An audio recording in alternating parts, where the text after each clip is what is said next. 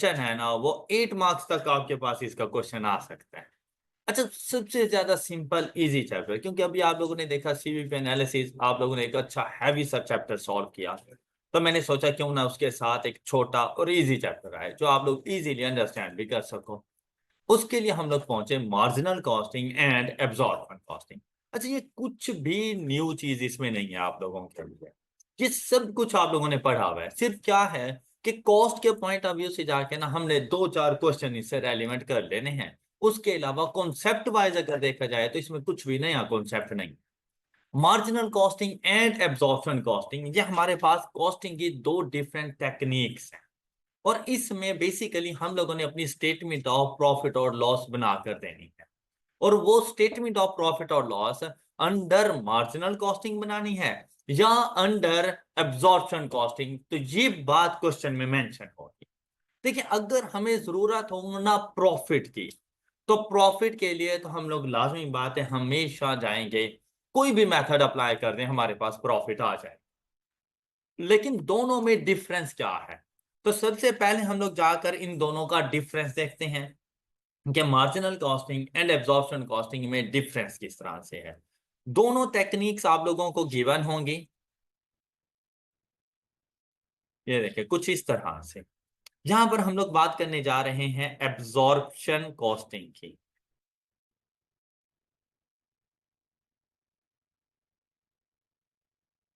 Absorption costing. और यहां पर हम लोग बात करेंगे marginal costing.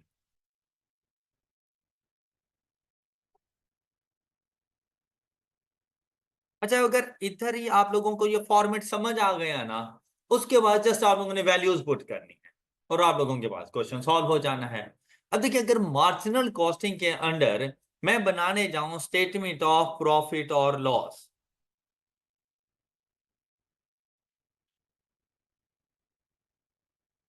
Statement of profit और लॉस एंड मार्जिनल कॉस्टिंग के अंडर भी हम लोग इसी तरह से अपने पास स्टेटमेंट ऑफ प्रॉफिट और लॉस ही बनाएंगे।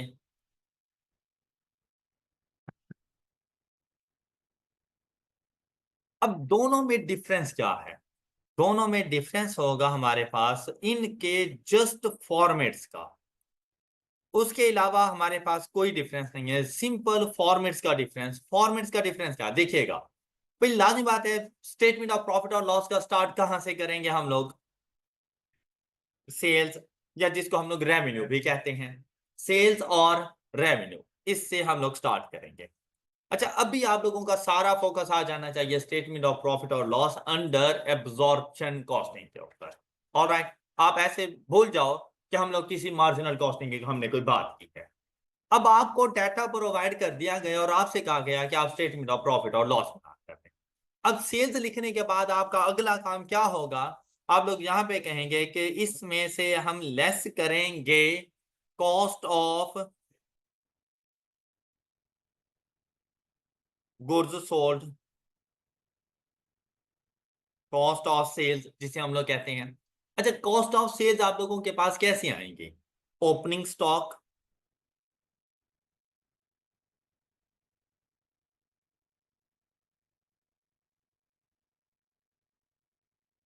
ये ओपनिंग स्टॉक की वैल्यू क्वेश्चन में आपको बता दी जाएगी। All right. अच्छा, उसके बाद डिपेंड करता है कि हमारे पास बिजनेस कौन सा है, ट्रेडिंग बिजनेस है या हमारे पास मैन्युफैक्चरिंग बिजनेस है। ट्रेडिंग बिजनेस है या मोस्टली जब हम लोग कॉस्टिंग कर रहे होते हैं ना, तो हम लोग मैन्युफैक्चरिंग बिजनेस की करते हैं। ट्रेडिंग बिजनेस के लिए कोई मसला नहीं होता। लेकिन जहां पर जब हम लोग कॉस्टिंग कर रहे होते हैं ना, तो वो हो रही होती है मैन्युफैक्चरिंग बिजनेस की, कि हम लोगों ने गुड्स खुद से मैन्युफैक्चर करनी है। तो ओपनिंग स्टॉक तो ऑलरेडी हमारे पास मौजूद है, जिसको लास्ट टाइम हम लोगों ने मैन्युफैक्चर किया था, उसकी वैल्यू को डिटरमिन किया, ये तो एज इट इज आ जाएगा।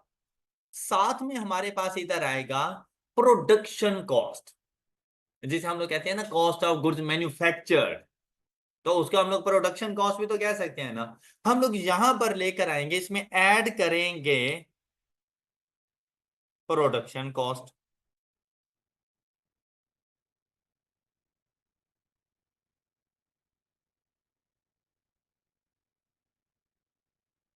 अच्छा ये प्रोडक्शन कॉस्ट कैसे आएगी आप लोगों के पास? आप इसमें लेकर आओगे अपना डायरेक्ट मटेरियल,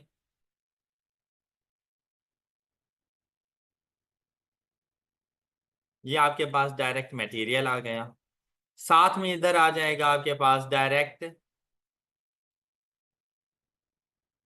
लेबर। आपको पता ही है आपके पास प्राइम कॉस्ट बन जाती है। साथ में अगर आप डायरेक्ट एक्सपेंसेस भी अगर कोई हैं, तो डायरेक्ट कॉस्ट का sum is equal to prime cost, तो ये आपके पास प्राइम कॉस्ट बन जाएगी। अच्छा इसके बाद आप इसमें लेकर आओगे अपने फैक्ट्री ओवरहेड। अच्छा ये जो फैक्ट मटेरियल है ना, ये वेरिएबल कॉस्ट। लेबर जो आप लोगों के पास मौजूद है ये फिक्स्ड भी हो सकती है और वेरिएबल भी है, चाहे फिक्स है चाहे वेरिएबल है, आपने यहीं पे लिखा। ओके हो गई ये बात। अच्छा ये डायरेक्ट लेबर आपके पास आ गए। अच्छा इसके बाद आप आए क्या आएंगे फैक्ट्री ओवरहेड। फैक्ट्री ओवरहेड ना सेमी वेरिएबल कॉस्ट है, उसमें कुछ वेरिएबल पोर्शन शामिल होते हैं और कुछ फैक्ट्री ओवरहेड हमारे पास फिक्स्ड होते हैं। भाई आपने अपने fixed and variable variable factory overhead दोनों ही इधर आके ऐड कर दें।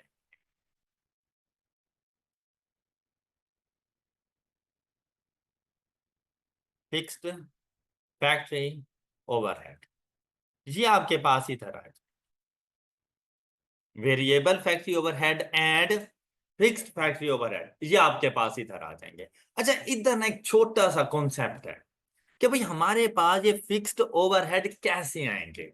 ये फिक्स्ड ओवरहेड हमारे पास आते रहते हैं overhead absorption rate, OAR, overhead absorption rate. मतलब ये होता है फिक्स्ड ओवरहेड पर यूनिट हम कितना चार्ज कर रहे हैं, उसे हम लोग क्या कहते हैं, ओवरहेड एब्जॉर्प्शन रेट।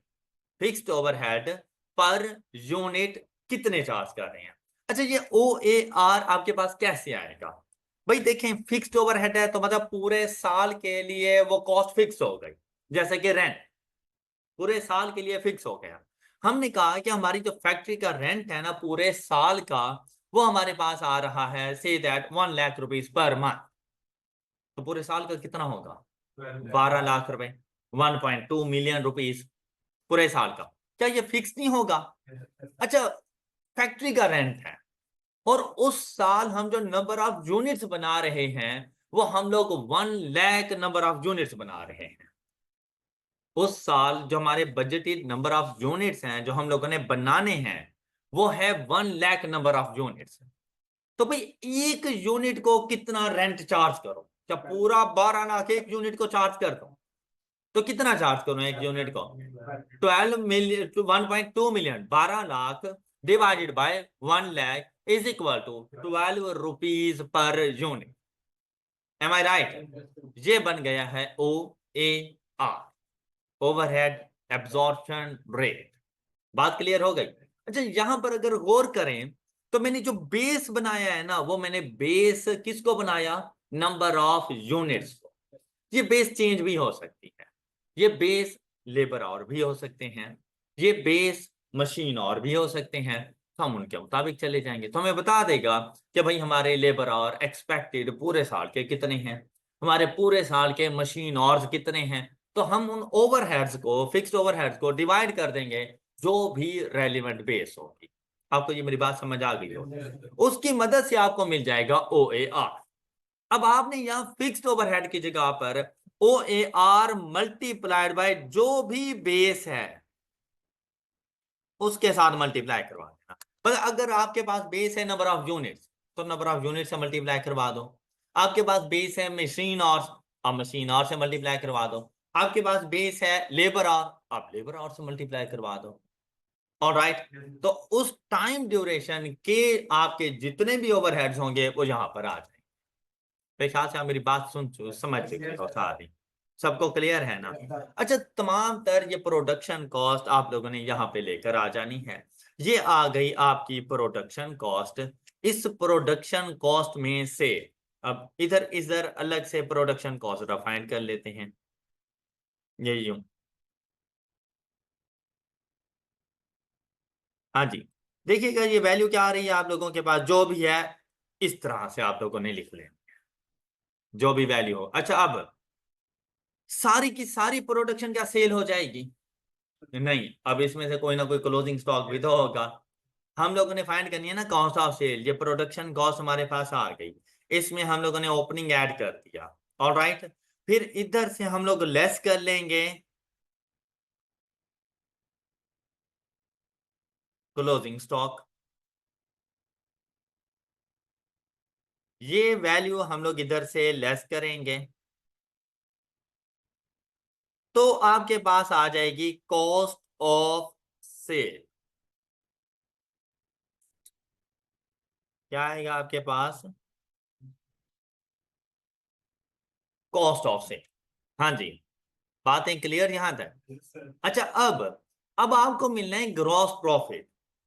अब आपको मिलना है, लेकिन उससे पहले आपने यहां पर अपनी कॉस्ट ऑफ सेल में थोड़ी सी करनी है एडजस्ट। और वो एडजस्टमेंट क्या है? वो है अंडर और ओवर अप्लाइड ओवरहेड। अंडर और ओवर एब्जॉर्ब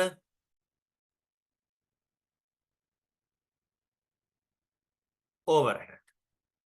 अच्छा देखो, अंडर होंगे तो ऐड कर लेंगे, और अगर ओवर हुए तो लेस कर देंगे। क्या मतलब? अच्छा देखिए, जो आप लोगों ने बेस एक्सपेक्टेड की थी, चलें अभी नंबर ऑफ यूनिट्स पे चलते हैं। आपने कहा था 1 लाख नंबर ऑफ यूनिट्स बनाएंगे। क्या जरूरी है कि आने वाले साल में 1 लाख नंबर ऑफ यूनिट्स ही बने? नहीं, जरूरी नहीं है। फिर दूसरी बात, जो आपने एक्सपेक्ट किया था कि मेरा एक्सपेंस 12 लाख रुपए का होने वाला है, क्या जरूरी है कि वो 12 लाख ही हो? उसमें कोई कम ज्यादा हो सकता है वो एक्सपेंस हमारा। मतलब ये मल्टीपल एक्सपेंसेस होते हैं ना फिक्स्ड कॉस्ट में भी, तो उसमें कुछ कमी बेशी आ सकती है।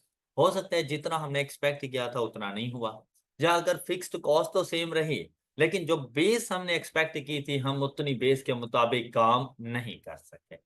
ऐसा हो सकता है जो मैंने 1 lakh number of unit decide किए थे, हम 80,000 नंबर ऑफ यूनिट बना लिया हमने, डिमांड नहीं थी, या डिमांड बहुत ज्यादा हो गई और मुझे 1,20,000 नंबर ऑफ यूनिट बनाने पड़ गए।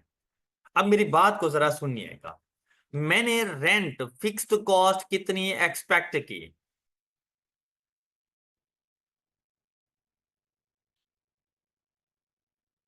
1.2 मिलियन। मेरी बजटेड नॉर्मल कैपेसिटी क्या थी? 1 लाख। ऑल राइट, तो मेरे पास ओ ए आर क्या आया?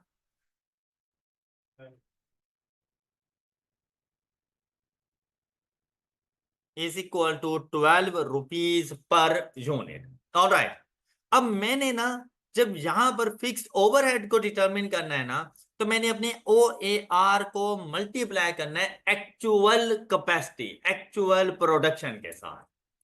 अब अगर मेरी एक्चुअल प्रोडक्शन हुई है से दैट 90,000 की, जबकि मैंने सोचा कितने था, ये 90,000 की हुई, तो मैं यहां पर फिक्स ओवरहेड कितने जाके रिकॉर्ड करूंगा?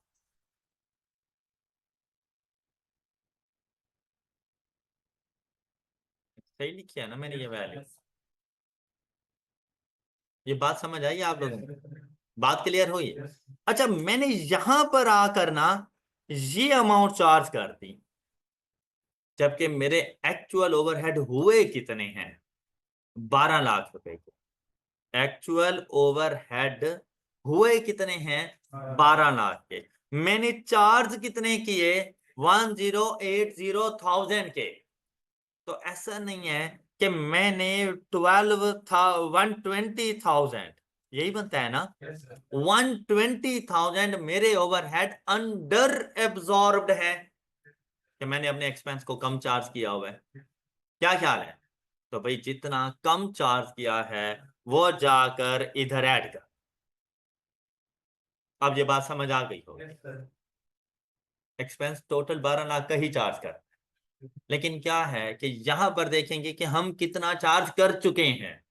तो यहां पर हमने चार्ज किया हुआ था according to O A R, वो था 1,080,000 का, जबकि करना कितना था? 1,200,000 का।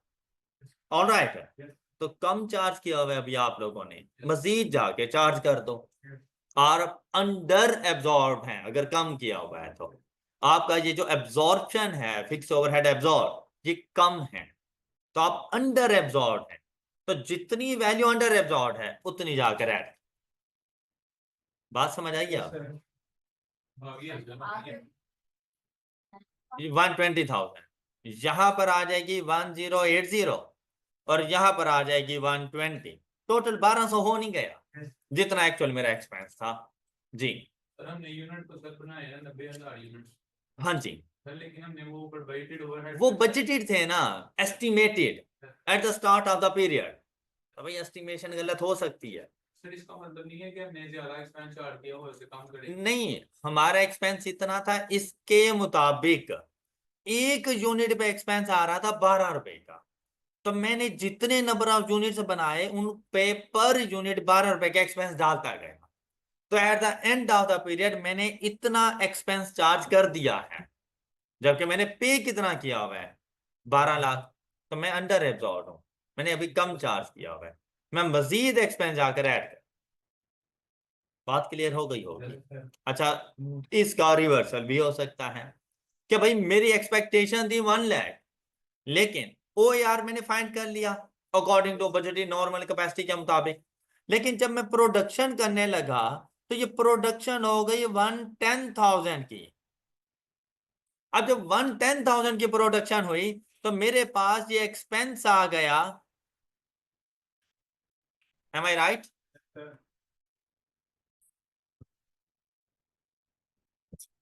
ये कैलकुलेशन ठीक हो गई। अब जब मैं यहां पर पहुंचा ना, तो मैंने तो अपनी एक्चुअल प्रोडक्शन को देखा, जो मेरी एक्चुअल प्रोडक्शन होगी मैं उसको मल्टीप्लाई करवा दूंगा ओ आर के साथ, और जाकर मैंने यहां पे लिख दिया 1320 का अपना एक्सपेंस। बात क्लियर? जबकि मेरा एक्सपेंस हुआ कितना है? 12 लाख। जब मैंने रिकॉर्ड कितना किया हुआ है? 13,20,000। ऐसा नहीं है जैसे मैंने ज्यादा रिकॉर्ड कर दिया है, ओवर एब्जॉर्ब हो गया। ऑलराइट, अब क्या करो, इधर आकर उसका रिवर्सल डाल दो, जितना ओवर एब्जॉर्ब है उतना माइनस कर दो। बात क्लियर? तो आपने फिक्स्ड कॉस्ट को कॉस्ट ऑफ सेल्स में, और वो फिक्स्ड कॉस्ट भी प्रोडक्शन से रेलिवेंट, सेलिंग एंड डिस्ट्रीब्यूशन वाली नहीं। अभी हम बात कर रहे हैं प्रोडक्शन, फैक्ट्री की जो फिक्स्ड कॉस्ट होगी उसको आपने इस तरह से लेकर आना है। बात क्लियर? बेसिकली एक्चुअल चार्ज हम वही करेंगे जितनी हुई है, लेकिन दो तरह से चलेंगे। इसे कहा जाता है एब्जॉर्ब्ड, एब्जॉर्ब। और इधर हम लोग कहते हैं या तो ये अंडर एब्जॉर्ब होगा या ये ओवर एब्जॉर्ब, तो उसकी एडजस्टमेंट डाल दो। ओ अंडर एब्जॉर्ब है तो ऐड कर दो, ओवर एब्जॉर्ब है तो लेस कर। किस में? Cost of sale. मेरी बात समझ आ गई? अच्छा, अब जैसे ही आ जाए, अब आपकी कॉस्ट ऑफ सेल बिल्कुल ठीक हो चुकी है। यहां से अब आप लोगों ने अपनी revised cost of sales find करनी है।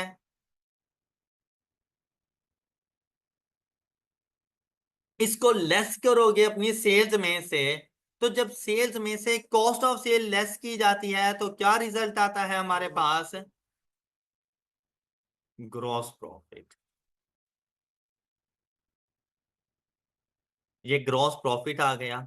इस ग्रॉस प्रॉफिट में जाकर आप लोगों ने अब ग्रॉस प्रॉफिट के बाद सेलिंग एंड एडमिन कॉस्ट,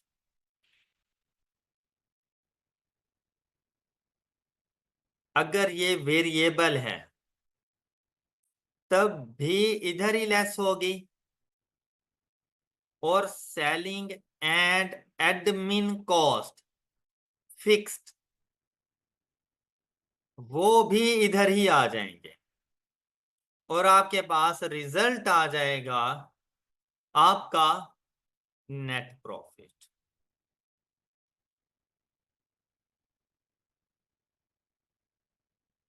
ये है आपकी स्टेटमेंट ऑफ प्रॉफिट और लॉस अंडर एब्जॉर्प्शन कॉस्टिंग। हाँ जी। क्या आपको ये वाली सारी बात समझ आ गई? Yes, sir. बेटा क्या ऐसा नहीं है जैसे आप लोग पहले अपनी स्टेटमेंट ऑफ प्रॉफिट और लॉस बनाया करते थे, बिल्कुल सेम वैसी है कि सेल्स में से आप लोग कॉस्ट ऑफ सेल्स को माइनस करोगे और कॉस्ट ऑफ सेल्स को माइनस करके ग्रॉस प्रॉफिट आएगा, उसमें से अपने तमाम सेल्स रेलिवेंट एक्सपेंसेस माइनस कर दो। अब चाहे वो वेरिएबल है चाहे वो फिक्स्ड है, वो सारे के सारे ग्रॉस प्रॉफिट के बाद आएंगे। अगर मैं प्रोडक्शन कॉस्ट की बात करूं तो चाहे वो वेरिएबल है चाहे वो फिक्स्ड है, सारे के सारे production expenses cost of sales का पार्ट बन जाएंगे। राइट हो गई बात? तो आपके पास नेट प्रॉफिट आ जाएगा। किसी को कोई डाउट? जी। O A R overhead absorption rate, O A R stand for overhead absorption rate. कैसे फाइंड करते हैं? Budgeted overhead divided by normal capacity. ये यहां पे हम लोग लिख लेते हैं। जी जी जी जी। रेट जो होता है ना, ओरिजिनल का पता तो at the end of the year चलेगा ना, और ये जो हम फाइंड कर रहे होते हैं ये एस्टिमेटेड रेट होता है जो हम लोग पर यूनिट दे सकें। तो ये हम लोग स्टार्ट में लेते हैं। O A R overhead absorption rate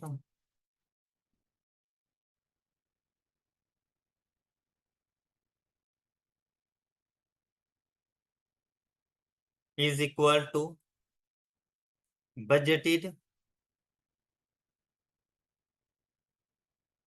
और दूसरी बात ये फिक्स्ड होते हैं, budgeted fixed overhead. Variable overhead के लिए ओएआर नहीं फाइंड होता। Budgeted fixed overhead divided by budgeted capacity या नॉर्मल कैपेसिटी।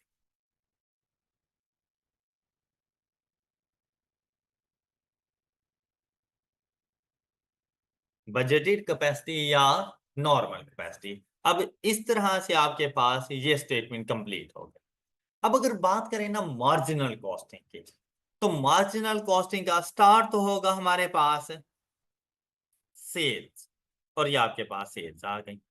अच्छा, यहां पर भी अब आप लोगों ने लेस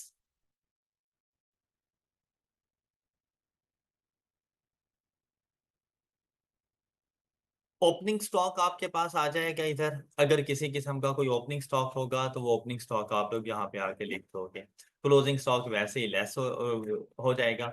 लेकिन यहाँ पर जो मेन इंपॉर्टेंट चीज है ना, यहाँ पे लेस कॉस्ट ऑफ सेल नहीं होती, यहाँ पे लेस होती है वेरिएबल प्रोडक्शन कॉस्ट, या बल्कि वेरिएबल कॉस्ट, प्रोडक्शन कॉस्ट भी नहीं, वेरिएबल कॉस्ट यहां पर आप लोग लेस करोगे इन सेल्स में से। और वेरिएबल कॉस्ट कौन कौन सी हैं आप लोगों के पास? Direct material, direct labour, variable production overhead, जिसे फैक्ट्री ओवरहेड आप लोग कहते हो, फैक्ट्री ओवरहेड या प्रोडक्शन ओवरहेड, वो आ जाएंगे। लेकिन आज इधर फिक्स्ड वाले नहीं आने वाले। ओके, मतलब डिफरेंस क्या है कि सेल्स में से टोटल कॉस्ट माइनस कर दो तो प्रॉफिट, लेकिन सेल्स में से वेरिएबल कॉस्ट माइनस करोगे तो कंट्रीब्यूशन। ये कॉन्सेप्ट आप पढ़कर आए हो सीवीपी एनालिसिस में, वही तो है सारा। अब उसी से स्टेटमेंट ऑफ प्रॉफिट और लॉस बना रहे हैं। अब आपने सारी की सारी अपनी जो वेरिएबल कॉस्ट है ना, वो इसमें से लेस करनी, सारी की सारी वेरिएबल कॉस्ट इसमें से लेस कर देनी है। अब जैसे ही आप इनको लेस करोगे तो सेल्स में से जब वेरिएबल प्रोडक्शन कॉस्ट लेस करोगे तो रिजल्ट आपके पास आएगा कंट्रीब्यूशन।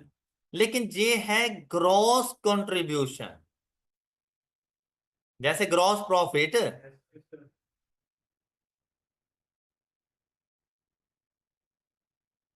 अब ग्रॉस है तो मतलब इसमें से कुछ ना कुछ माइनस होना है, तब जाके इसने नेट कंट्रीब्यूशन बनना है। अब क्या माइनस होना है? Variable selling and distribution cost, variable selling and अब देखो, इससे पहले एब्जॉर्प्शन कॉस्टिंग में सारे के सारे सेलिंग एंड डिस्ट्रीब्यूशन कॉस्ट, चाहे वो वेरिएबल हो चाहे वो फिक्स्ड हो, ग्रॉस प्रॉफिट के बाद आती थी, ऑपरेटिंग एक्सपेंसेस का पार्ट बनती है। लेकिन जहां पर क्या है, क्या आपने अपनी सेल्स में से पहले कंट्रीब्यूशन फाइंड करनी है, और कंट्रीब्यूशन फाइंड करने के लिए हर किस्म की वेरिएबल कॉस्ट सेल्स में से लेस कर। बात समझ आई? तो अब इसको भी इसमें से लेस करो तो आपके पास रिजल्ट आ जाएगा नेट कंट्रीब्यूशन, या इसको सिंपली लिख दो कंट्रीब्यूशन। इस कंट्रीब्यूशन में से आप लोगों ने जाकर अपनी तमाम तर फिक्स्ड कॉस्ट, अब चाहे वो फिक्स्ड कॉस्ट आप लोगों के पास है प्रोडक्शन,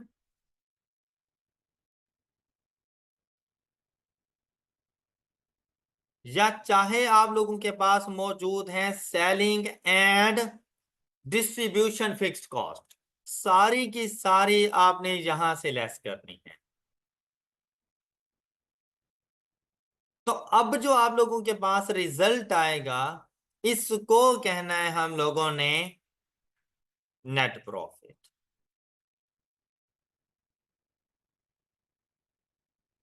अच्छा, जब मार्जिनल कॉस्टिंग में होते हैं ना, तो फिर अंडर एंड ओवर एब्जॉर्प्शन का कोई कॉन्सेप्ट नहीं आता।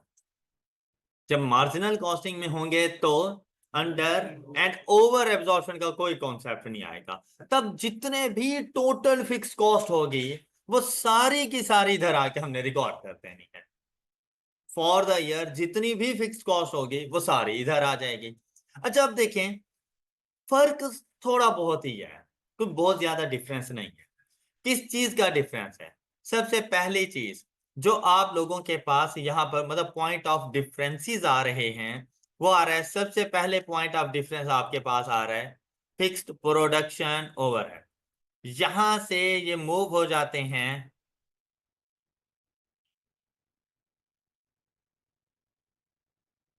बात समझ आई है? जो चीज आप लोग पहले इधर रिकॉर्ड कर रहे थे ना, वो अब इधर नहीं रिकॉर्ड करोगे, वो कहां चली जाएगी? कंट्रीब्यूशन के बाद टोटल फिक्स कॉस्ट का पार्ट। क्लियर? दूसरी चीज, ये जो आप लोगों के पास आए थे आपके वेरिएबल, ये आपके पास यहां पर मूव कर जाते हैं कंट्रीब्यूशन से पहले, जो इससे पहले ग्रॉस प्रॉफिट के बाद आ रहे थे। सिर्फ ये अपनी जगह को चेंज कर रहे हैं, इसके अलावा और कोई कॉन्सेप्ट नहीं। और अंडर एंड ओवर एब्जॉर्प्शन का मार्जिनल कॉस्टिंग में कोई कॉन्सेप्ट। मेरी बात समझ आ गई? मार्जिनल कॉस्टिंग में आप लोगों ने जाकर सेल्स में से वेरिएबल कॉस्ट लेस करनी है, मार्क कंट्रीब्यूशन आएगी, उसमें से फिक्स्ड कॉस्ट लेस करना, तो प्रॉफिट आएगा। जबकि यहां पर आप जाएंगे सेल्स में से पहले प्रोडक्शन कॉस्ट माइनस करोगे, in total cost of goods sold minus करोगे, तो ग्रॉस प्रॉफिट, वहां से आप लोगों ने ऑपरेटिंग एक्सपेंसेस लेस करनी है, तो आपके पास आएगा आपका नेट प्रॉफिट। बात क्लियर सब बच्चों को? अच्छा, अब इससे रेलिवेंट हम लोग चलते हैं जरा क्वेश्चंस की तरफ।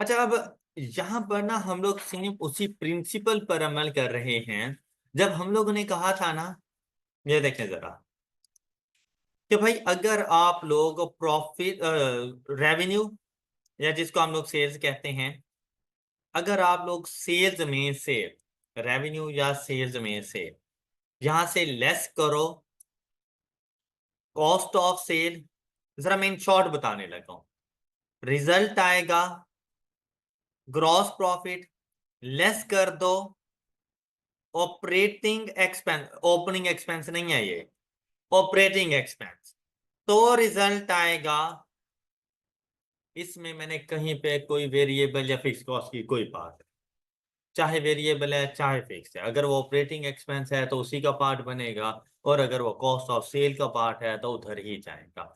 ये जो मेथड है ना, इसको कहते हैं एब्जॉर्प्शन कॉस्टिंग।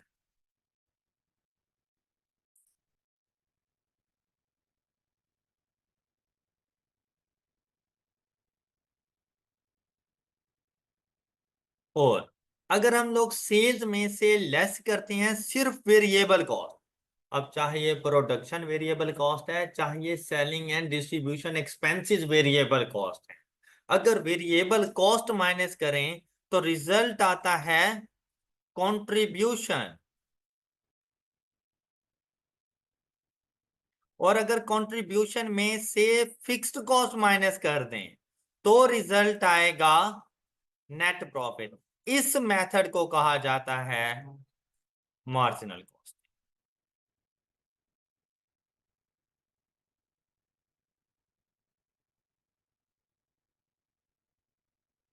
अच्छा, अब हर किस्म की वेरिएबल कॉस्ट, चाहे वो सेलिंग एंड डिस्ट्रीब्यूशन एक्सपेंसेस से रेलिवेंट है, चाहे वो डायरेक्ट मटेरियल है, चाहे वो डायरेक्ट लेबर है आप लोगों के पास, चाहे वो आपके फैक्ट्री के ओवरहेड्स हैं वेरिएबल पोर्शन में, वो सारे के सारे कंट्रीब्यूशन से पहले आ जाएंगे। और हर किस्म की फिक्स्ड कॉस्ट, चाहे उसका ताल्लुक प्रोडक्शन से ही क्यों नहीं है, चाहे वो सेलिंग एंड डिस्ट्रीब्यूशन एक्सपेंसेस से ही क्यों नहीं है, सारी फिक्स्ड कॉस्ट इधर इकट्ठी हो जाएंगी, तो रिजल्ट आएगा नेट प्रॉफिट। ऑलराइट, ये है मार्जिनल कॉस्टिंग। ये बेसिकली समराइज स्टेटमेंट बन गए। क्या आपको ये वाली स्टेटमेंट समझ आ गई है? अब आप लोगों के लिए क्वेश्चन सॉल्व करना आसान है। अब चलते हैं जरा इनके क्वेश्चंस की तरफ कि इन्होंने मेथड बना के दे दिया format of marginal costing profit statement. एक नजर जरा इसको देखें, कैसा नहीं है जैसे हम लोगों ने बनाया, सेम ऐसे ही फॉर्मेट। ये चीज भाई क्वेश्चन में गिवन है, नहीं गिवन होगी तो नंबर ऑफ यूनिट सोल्ड और सेलिंग प्राइस बता देगा, हम उनको आपस में मल्टीप्लाई करवा देंगे। अच्छा, उसके बाद देखें भाई आपके पास ओपनिंग क्लोजिंग इन्वेंट्री होगी, हाँ ना हुई तो वो एक सिंपल सा क्वेश्चन है, तो लाजिम बात है वो ओपनिंग क्लोजिंग देगा। तो क्या ओपनिंग इन्वेंट्री आप लोग सेल नहीं करोगे? अच्छा, जब करोगे तो उसकी वैल्यू तो क्वेश्चन में गिवन होगी, क्योंकि ये प्रीवियस जो क्लोजिंग इन्वेंट्री थी वहां से आई, तो क्या उस टाइम पे उसको वैल्यू असाइन कर नहीं चुके होंगे? तो क्वेश्चन में दे देगा आपने सेल्स के फौरन बाद, जैसे कॉस्ट ऑफ सेल के लिए करते हो ओपनिंग इन्वेंट्री ऐड, यहां पर ओपनिंग इन्वेंट्री को ऐड कर देना। अब आपने क्या करना है, आपने ऐड करना है किसको? सिर्फ फर्क क्या था कि जब आप एब्जॉर्प्शन में होते हैं ना तो आप इसमें ऐड करते हैं कॉस्ट ऑफ गुड्स मैन्युफैक्चर्ड, लेकिन अब उसने क्या कहा, मतलब उसमें पूरी प्रोडक्शन कॉस्ट आप ऐड करते हो, लेकिन यहां पे क्या करनी है, कहता है सिर्फ वेरिएबल पोर्शन लेकर। अब उसमें वेरिएबल में क्या आ जाएगा, मटेरियल आ जाएगा, लेबर आ जाएगी, और वेरिएबल प्रोडक्शन ओवरहेड आ जाएंगे। क्लियर? अब बात आती है क्लोजिंग की, क्लोजिंग इन्वेंट्री। अभी क्लोजिंग इन्वेंट्री हमारे पास कैसे आनी है? भाई क्लोजिंग इन्वेंट्री के ऊपर भी तो वही मटेरियल लेबर ओवरहेड लग चुका है। अब क्लोजिंग इन्वेंट्री की वैल्यू नहीं बताएगा, वो आपको खुद से डिटरमिन करनी होती है। अब भाई क्लोजिंग इन्वेंट्री अगर फाइफो मेथड हो, तो मार्जिनल एब्जॉर्प्शन मार्जिनल कॉस्टिंग के अंदर ना मोस्टली फाइफो मेथड ही होगा। अगर फाइफो मेथड होगा तो आपके पास क्लोजिंग इन्वेंट्री कैसे आएगी? Material plus labour plus variable overhead, और इस सारे को डिवाइड कर दो कि आपने कितने नंबर ऑफ यूनिट्स बनाए हैं, ऐसे ही है ना, and multiplied by closing inventory के नंबर ऑफ यूनिट्स, तो आपको क्लोजिंग स्टॉक की वैल्यू मिल जाएगी। ये देखो, मटेरियल लेबर ओवरहेड तीनों ऐड करके नंबर ऑफ यूनिट्स प्रोड्यूस्ड के साथ डिवाइड कर दिया, जो रिजल्ट आया उसको मल्टीप्लाई किया तो क्लोजिंग स्टॉक की वैल्यू आ जाएगी। तो ओपनिंग हमेशा ऐड होता है, क्लोजिंग हमेशा लेस कर देंगे। ये बन गई आपके पास total variable production cost. Got it? Sales में से माइनस की तो वैल्यू क्या आ गई? अच्छा, ग्रॉस कंट्रीब्यूशन क्यों आई? भाई देखो, कंट्रीब्यूशन हमेशा उस टाइम पर आती है जब सेल्स में से सिर्फ वेरिएबल कॉस्ट लेस हो, तो मैंने भी तो वेरिएबल कॉस्ट ही लेस किया है ना, तो इसलिए कंट्रीब्यूशन आई है। लेकिन ग्रॉस क्यों आई है? क्योंकि अभी तक मैंने इसमें से अगर इन एक्सपेंसेस का वेरिएबल पार्ट लेस कर दूं तो जो रिजल्ट आएगा वो कहलाएगा नेट कंट्रीब्यूशन। अब इस एक्सपेंस का ताल्लुक मेरे क्लोजिंग स्टॉक से नहीं होता। ऑलराइट, तो जब क्लोजिंग स्टॉक की वैल्यू को डिटरमिन करना हो तो आप variable portion of selling and admin expense add नहीं करते उसमें। उसमें सिर्फ और सिर्फ किसने ऐड होना होता है? इन्होंने प्रोडक्शन कॉस्ट ने ऐड होना है सिर्फ। बात क्लियर? ये नॉन प्रोडक्शन कॉस्ट है, सेलिंग एंड एडमिन एक्सपेंसेस। ये जो मटेरियल लेबर ओवरहेड्स हैं ये प्रोडक्शन कॉस्ट है। प्रोडक्शन एंड नॉन प्रोडक्शन का वेरिएबल पार्ट हमने डील कर लिया। कोई डाउट? अब पहुंच गए नेट कंट्रीब्यूशन। नेट कंट्रीब्यूशन में से फिक्स्ड कॉस्ट, चाहे वो प्रोडक्शन की है या वो प्रोडक्शन से मुराद फैक्ट्री की फिक्स्ड कॉस्ट, नॉन प्रोडक्शन से मुराद आपके सेलिंग एंड एडमिन एक्सपेंसेस, लेकिन उनका कौन सा पोर्शन? फिक्स्ड पोर्शन माइनस कर दो तो क्या रिजल्ट आएगा? Net profit. ये कौन सा मेथड था हमारे पास? अब कोई इशू? अच्छा, अब इस बात की कितनी समझ आई उस चीज को जाकर हम लोग देखेंगे इस क्वेश्चन के थ्रू। चले पहले एग्जांपल नंबर 2। हाँ जी, एग्जांपल नंबर 2 मुझे सॉल्व करके दें, शाबाश। हाँ जी, आप लोगों ने ट्राई कर लिया। अच्छा अब सुनिएगा। NT Enterprises provides the following data for the month of March 2021 for calculations of profit under marginal costing principles। अच्छा अब यहाँ पे जरा गौर करें ना, तो क्या चीज गिवन है? यूनिट्स। तो किसी भी चीज को स्किप मत कीजिएगा। ये ना हो कि आप ओपनिंग इन्वेंट्री डायरेक्ट पढ़ें और आप लोग समझे जैसे 3000 ओपनिंग इन्वेंट्री की वैल्यू है, तो ऐसा नहीं है। 3000 मेरे पास नंबर ऑफ यूनिट्स आ गए। Closing inventory 5000, units produce during the period 25000, तो यूनिट सोल्ड कितने? 23 था। अब इन केस इनमें से कोई सी एक चीज ना बताता तो मैं फाइंड कर सकता था क्या? ओपनिंग ऐड होंगे, क्लोजिंग, प्रोडक्शन ऐड हो जाएगी, तो नंबर ऑफ यूनिट सोल्ड नहीं आ जाएंगे मेरे पास। बात क्लियर हो गई? इसी तरह अगर number of unit sold given होते, हम क्लोजिंग फाइंड कर सकते थे, हम ओपनिंग फाइंड कर सकते थे। हम ओपनिंग, क्लोजिंग और सोल्ड गिवन हो, हम प्रोडक्शन फाइंड कर सकते हैं। Got it? क्या मेथड क्या होता है? ओपनिंग प्लस प्रोडक्शन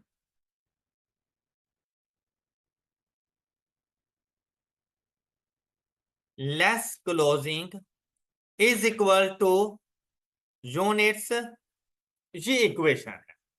अब इन चारों में से कोई सी 3 चीजें दे दे, फोर्थ वन हम लोग फाइंड कर लेंगे। मेरी बात समझ आ गई होगी सब बच्चों को? अच्छा, ये आ गए नंबर ऑफ यूनिट्स, उसने डाटा हमें प्रोवाइड कर दिया। अब क्या कहता है कि मटेरियल कितना लगता है? 6 rupees, labour 3.5, variable production overhead 2.5, फिर सेल प्राइस 22 है। तो जब मैं प्रॉफिट और लॉस स्टेटमेंट बनाने जा रहा हूं तो सेल प्राइस को मैं मल्टीप्लाई कौन सी वैल्यू के साथ करूंगा? Number of unit sold. तो 23 मल्टीप्लाइड बाय 22, तो मेरा रेवेन्यू कितना हो जाएगा? 506। तो ये मेरे पास रेवेन्यू की वैल्यू आ गई। मतलब स्टेटमेंट ऑफ प्रॉफिट और लॉस में ये जाके मैंने रिकॉर्ड कर दिया। ये बात क्लियर है? नेक्स्ट वन, और इसका काम सिर्फ इतना ही था। नेक्स्ट देखें, variable selling and distribution cost 10% of. अब देखिए भाई, 10% ऑफ सेल, टोटल रेवेन्यू तो नंबर ऑफ यूनिट्स पे डिपेंड करेगा, लेकिन पर यूनिट रेवेन्यू तो नंबर ऑफ यूनिट्स पे डिपेंड नहीं कर रहा ना। क्या मतलब? कि सेलिंग प्राइस पर यूनिट तो सेम रहेगी, रेवेन्यू पर यूनिट तो सेम है ना, टोटल में जाके चेंज हो रहा है। तो एक यूनिट कितने में सेल कर रहा हूं? 22। तो पर यूनिट में कितने के लिए selling and admin cost bear करूंगा?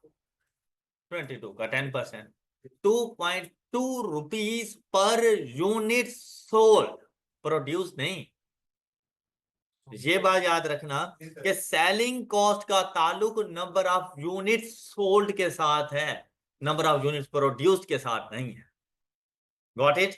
फिर देखो, मतलब इन सब के लिए तो मैं मल्टीप्लाई करूंगा number of units produced, number of units produce, क्योंकि इनका ताल्लुक प्रोडक्शन से है। लेकिन इसके लिए मैं मल्टीप्लाई करूंगा नंबर ऑफ यूनिट्स सोल्ड। फिर देखें, फिक्स्ड प्रोडक्शन ओवरहेड आ गए, फिक्स्ड सेलिंग एंड, अब मार्जिनल है तो फिक्स्ड है, वैसे भी टोटल होके जाना था। अच्छा, अब जब स्टेटमेंट बनाएंगे तो सबसे पहले तो आ गई ओपनिंग स्टॉक। ओपनिंग स्टॉक के नंबर ऑफ यूनिट्स का पता है, लेकिन ये नहीं पता कि उनकी वैल्यू क्या है। तो भाई ओपनिंग स्टॉक भी तो आपने बनाए होंगे ना। तो अब अगर डाटा में कुछ नहीं बताया गया तो मतलब same material, same labour and same overhead लगे हैं इस पर। तो एक यूनिट बनाने की मेरी टोटल वेरिएबल कॉस्ट कितनी आ रही है? 12 रुपीज। तो भाई 3000 नंबर ऑफ यूनिट्स बनाने के लिए मेरी टोटल कॉस्ट कितनी आ जाएगी? तो ओपनिंग इन्वेंटरी की वैल्यू है 36,000। बात क्लियर हो गई सब बच्चों को? कोई डाउट? अच्छा फिर देखें, नंबर ऑफ यूनिट्स प्रोड्यूस कितने की है? नंबर ऑफ यूनिट्स प्रोड्यूस्ड, तो इन पर मटेरियल कितना लगा? 25 मल्टीप्लाइड बाय 6, ये मटेरियल आ जाएगा। 25,000 मल्टीप्लाइड बाय 3.5 लेबर आ जाएगी। 25,000 मल्टीप्लाइड बाय 2.5 ये वेरिएबल प्रोडक्शन ओवरहेड आ जाएंगे। बात क्लियर? या ये देखो material, labour, overhead, 25,000 multiplied by 12, तो डायरेक्ट ये वाली कॉस्ट आ जाएगी, वेरिएबल प्रोडक्शन ओवरहेड। यहां तक बात क्लियर? ओके। अच्छा अब देखें, अब क्या कहता है क्लोजिंग इन्वेंट्री। अब क्लोजिंग इन्वेंट्री की वैल्यू को कैसे डिटरमिन करें? अब देखो यार, क्लोजिंग इन्वेंट्री के लिए मुझे पता है कि पर यूनिट मेरी वेरिएबल कॉस्ट कितनी आ रही है। तो 12 मल्टीप्लाइड बाय 5,000 कर दो, इज इक्वल टू 60,000। जाके ये 60,000 रिकॉर्ड करो। क्लियर? अच्छा अब अगर आप इस तरह करते हैं ना, जैसे हम लोगों ने पहले कहा था कि अपनी ये प्रोडक्शन कॉस्ट इतनी है ना, मेरी प्रोडक्शन कॉस्ट कितने यूनिट्स बनाने पर ये प्रोडक्शन कॉस्ट है, तो divided by number of units produced multiplied by closing stock in units. अभी भी देखो तो सेम आंसर आ जाएगा 60,000। बात क्लियर हो गई?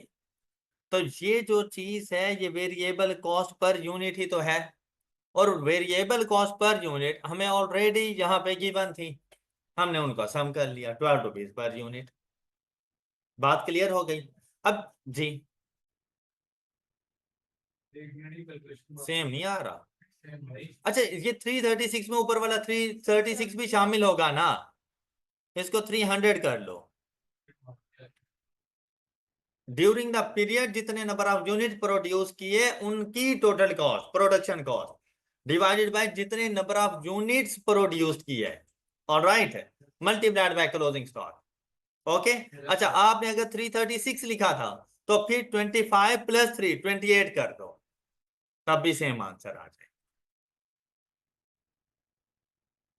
नहीं समझ आई बात की? चले गुड, ये 60,000 क्लियर। अच्छा आपने जाकर जैसे ही ये किया, ये वैल्यू आई, इस सेल्स में से लेस की, ये है ग्रॉस कंट्रीब्यूशन। ग्रॉस कंट्रीब्यूशन में से selling and administration cost minus करो, 2.2 पर यूनिट है, ऑलराइट। तो कितने नंबर ऑफ यूनिट सेल किए? 23,000 मल्टीप्लाइड बाय 2.2, या अपनी सेल्स का 10%, एक ही बात है, सेल्स का 10% था ना, तो हमने रेवेन्यू का 10% ले लें बस। क्लियर हो गई बात? अच्छा अब आ गई ये नेट कंट्रीब्यूशन, इसमें से फिक्स कॉस्ट लेस कर दो, ये टोटल फिक्स कॉस्ट, तो ये रिजल्ट क्या कहलाएगा? Net profit. जी पर यूनिट के हिसाब से मैंने किया तब भी same. Per unit multiplied by and में नंबर ऑफ यूनिट्स करते हैं, सेम आना था, लेकिन जो स्टेटमेंट बनाई जाती है ना वो पर यूनिट के हिसाब से नहीं होती, वो टोटल के हिसाब से होती है। स्टेटमेंट ऑफ प्रॉफिट और लॉस पर यूनिट के हिसाब से नहीं है, वो टोटल के हिसाब से। हाँ ये अलग बात है, आप टोटल का अलग से कॉलम बना ले और पर यूनिट का अलग से बनाते थे, तो पर यूनिट प्रॉफिट का भी पता चल जाएगा आपको। बात क्लियर हो गई सब बच्चों को? एग्जाम्पल नंबर 3, अब ये जरा सॉल्व करके दें शाबाश, अच्छे तरीके से जरा क्वेश्चन पढ़िएगा, उसके बाद मुझे एग्जाम्पल नंबर 3 सॉल्व करके दें। जुलाई के लिए अलग से वर्किंग करनी है और अगस्त के लिए अलग से वर्किंग करनी है। मैं चाहता हूं जरा खुद से सोचें इसके बारे में, शाबाश। अच्छा इस क्वेश्चन के अंदर आप लोग देखें ना, तो कहता है सेलिंग प्राइस हमारे पास है 150, साथ में आपको वेरिएबल कॉस्ट के बारे में बता दिया, variable material, labour, variable production overhead. अब टोटल इसको कहते हैं marginal cost per unit. Marginal से मुराद होता है इजाफी, जो एक्स्ट्रा कॉस्ट लग रही होती है किसी एक यूनिट के ऊपर बनाने के। अगर आप लोग एक यूनिट एक्स्ट्रा बनाओगे ना तो 70 रुपीज का एक्सपेंस और करना पड़ेगा। एक यूनिट कम कर दोगे 70 रुपीज का एक्सपेंस सेव हो जाएगा। इसे कहा जाता है मार्जिन।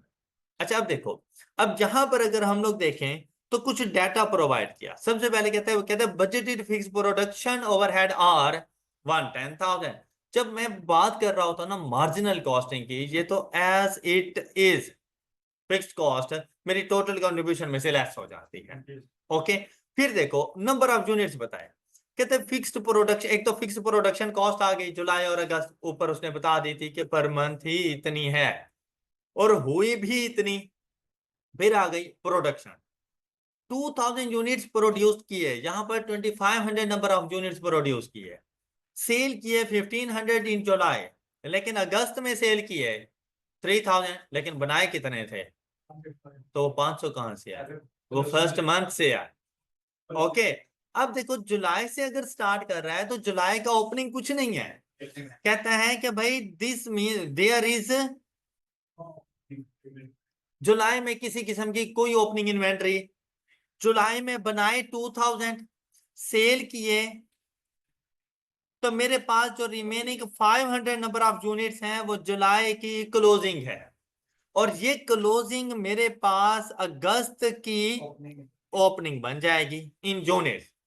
तो अगस्त के 500 ओपनिंग प्लस 2500 हमने बनाए, टोटल 3000 हैं जो हमने सेल कर दिए। तो मतलब अगस्त की क्लोजिंग नहीं है, जुलाई की ओपनिंग नहीं है, और अगस्त की क्लोजिंग। बात समझ आ गई है ये? अच्छा, अब जब हम लोग वर्किंग करने के लिए चलेंगे, सबसे पहले हमने लिखना है सेल्स।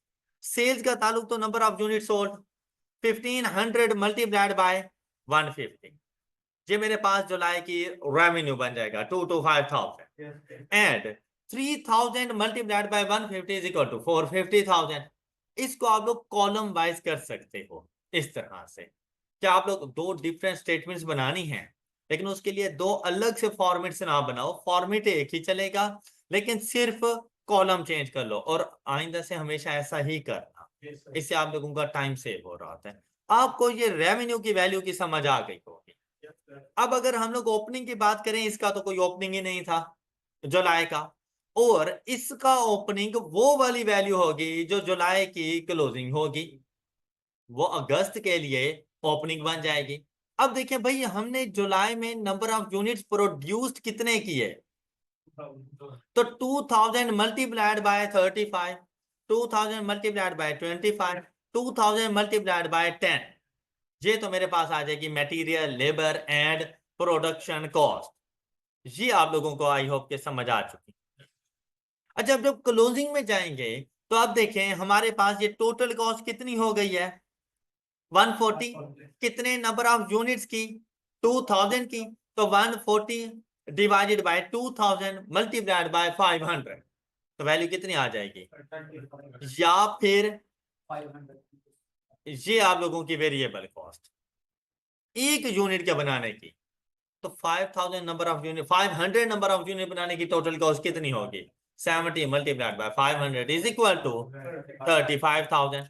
ये क्लोजिंग अगले साल का ओपनिंग बन, क्लियर? फिर अगले साल आपकी प्रोडक्शन कितनी हुई 2500, तो 2500 multiplied by 35 multiplied by 25 and multiplied by 10 respectively, तो आप लोगों के पास ये मटेरियल, लेबर एंड ओवरहेड्स आ गए। अब इसका कोई क्लोजिंग नहीं है। ओके, हो गई बात, डन। अच्छा, अब देखिएगा सर अपने पास, अब यहां पर देखें, अब तो आप लोगों को कॉस्ट ऑफ सेल्स मिल जाएंगी। इसके लिए कॉस्ट ऑफ सेल मिल रही है इन टोटल 105, और इसके लिए कॉस्ट ऑफ सेल मिल रही है 210।